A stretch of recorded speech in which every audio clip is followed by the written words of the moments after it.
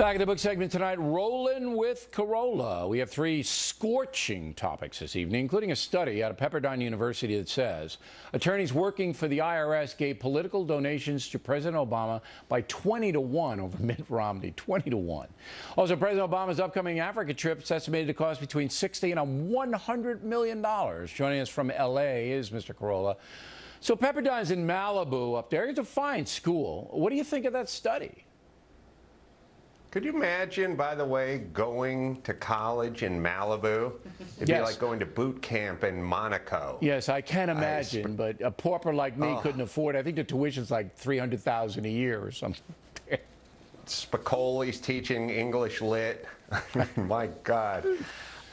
Yeah, well, look, what do you expect? Of course, it's job security for these guys. They love big government. They want bigger government. They want more IRS. They want more taxes. So who are they going to vote for? I mean, how many vegetarians work at a slaughterhouse? All right, so logically, does it mean anything to you politically that so many IRS people are Democrats? Does that matter to Adam Carolla? Yes, it does, because these are the people who take our money and then decide whether that AdamCarolla.com is a charitable foundation or not, just because I'm trying to raise money for my kids and not other kids. What's wrong with that for a change?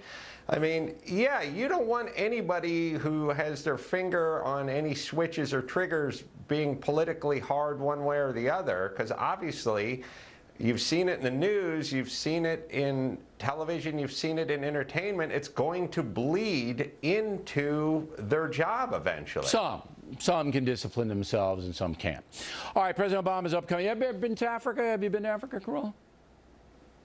Last weekend. Oh, you were? Yeah, just I got you a souvenir. Over to Botswana, just a quick jaunt. Now, have you been to Africa, seriously?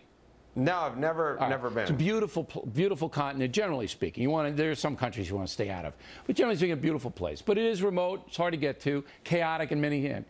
$100 million it could cost the president to go over there. What do you think? Yeah. Well, it's ironic that we're still under the sequestration, right? Like, we don't have enough money to take a tour of the White House, but we have $100 million to put a bunch of armor-plated limousines on a C-130 and bring them into Africa. What if Obama just sat in his Oval Office and Skyped with some of these people? Couldn't we save $100 million and then we could open the White House up? Yeah, it's not a bad idea. People could take a tour of the White House and see him Skyping to Africa.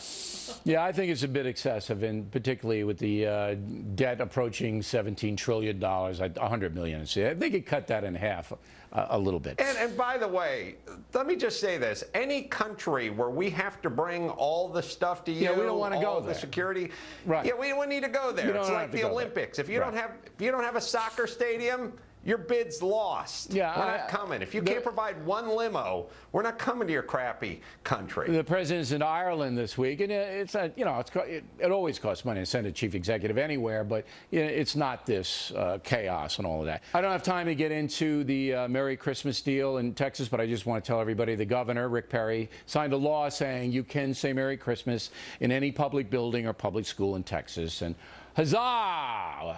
Now it's official. We won the war on Christmas. Yes, and you'll be glad to know that an hour ago I got fingerprinted officially so I can coach my son's basketball team tonight. Is that right? What a victory. Yes. All right, Adam Carolla, everybody.